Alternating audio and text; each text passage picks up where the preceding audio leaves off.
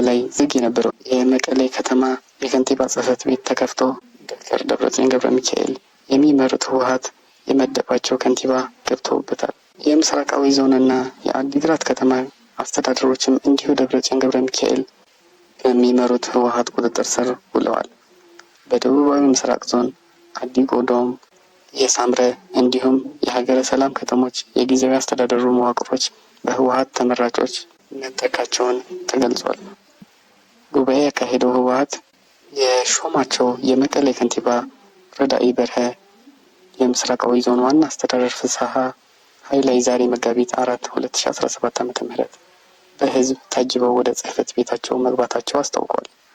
የአዲግራት ከተማ ከንቲባ ጽሕፈት ቤት ደግሞ ትናንት መጋቢት 3 2017 ዓ.ም የህወሓት ተመራጩ ከንቲባ ገብቶ ስራ መጀመሩን አስታውቋል።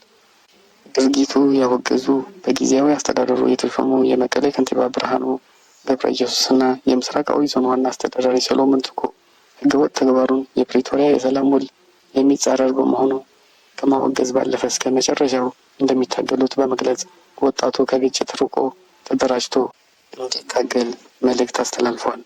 የትግራይ ሰሜናዊ ምዕራብና የማዕከላዊ ዞን አስተዳደሮችም ጉባኤ አካሂጃለሁ ባለው የህወሓት ቁጥጥር ስር ከዋሉ ወራቶች ተቆጥረዋል።